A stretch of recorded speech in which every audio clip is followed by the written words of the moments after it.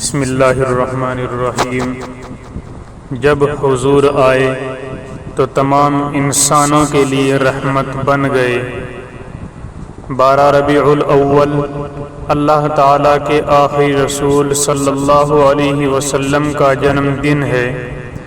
جو زمین پر بسنے والے تمام انسانوں کے لیے رحمت بن کر آئے، اور وہ اصول اپنی ساتھ لائے جن کی پیروی میں ہر فرد انسانی، ہر قوم و ملک اور تمام نوع انسانی کے لیے یکساں فلاح اور سلامتی ہے۔ یہ دن اگرچہ ہر سال آتا ہے، مگر اب کے سال یہ ایسے نازک موقع پر آیا ہے جبکہ زمین کے باشندے ہمیشہ سے بڑھ کر اس دانائے کامل کی رہنمائی کے محتاج ہیں۔ معلوم نہیں مسٹر برنارڈ شاہ نے اچھی طرح جان بوجھ کر کہا تھا یا بغیر جانے بوجھے، مگر جو کچھ اس نے کہا وہ بالکل سچ تھا کہ محمد صلی اللہ علیہ وسلم اگر اس وقت دنیا کے ڈکٹیٹ ہوتے تو دنیا میں امن قائم ہو جاتا۔ میں اس سے ایک قدم آگے بڑھ کر کہتا ہوں کہ حضور صلی اللہ علیہ وسلم کے پیش کردہ اصول تو بے کم کاست موجود ہیں، ان کے اصولوں کو بھی اگر ہم راست بازی کے ساتھ مان لیں تو وہ سارے فتنے ختم ہو سکتے ہیں جن کی آگ سے آج نسل آدم کا گھر جہنم بنا ہوا ہے۔ اب سے 1400 برس پہلے جب رحمت عالم صلی اللہ علیہ وسلم نے دنیا میں قدم رکھا تھا، اس وقت خود ان کا اپنا وطن اخلاقی پستی، بد نظمی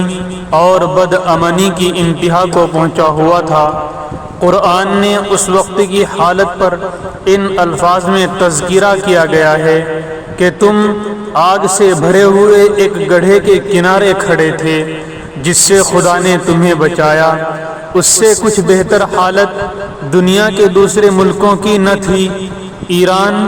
اور مشرقی رومی سلطنت اس وقت انسانی تہذیب کے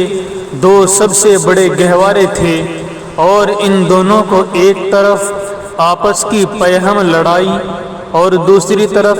خود اپنے گھر کے معاشرتی امتیازات، معاشی ناہمواری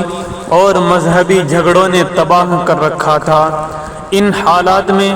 رسول اللہ صلی اللہ علیہ وسلم اٹھے اور 23 برس کے اندر انہوں نے نہ صرف عرب کو بدل ڈالا بلکہ ان کی رہنمائی میں عرب کی جو تحریک اٹھی تھی اس نے ایک چوتھائی صدی کے اندر ہندوستان کی سرحدوں سے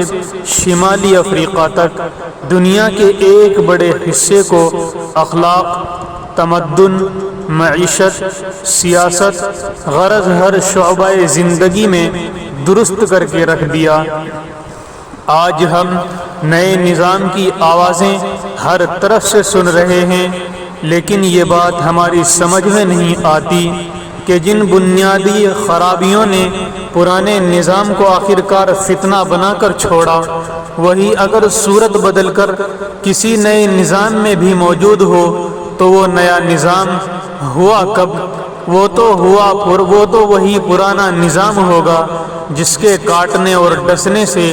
جاں بلب ہو جائے، کہ جاں بلب ہو جانے کے بعد ہم نئے نظام کا تریاق مانگ رہے ہیں۔ انسانی اقتدار اعلیٰ، خدا سے بے نیازی و بے خوفی، قومی و نسلی امتیازات،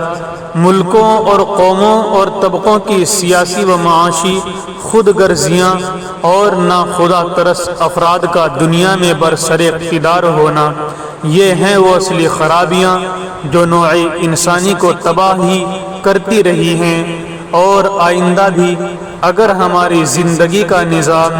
انہی خرابیوں کا شکار رہا تو یہ ہمیں تباہ کرتی رہیں گی۔ اصلاح اگر ہو سکتی ہے تو انہی اصولوں پر ہو سکتی ہے جن کی طرف انسانیت کے سچے بہی خواہ رسول رحمت صلی اللہ علیہ وسلم نے اب سے صدیوں پہلے ہماری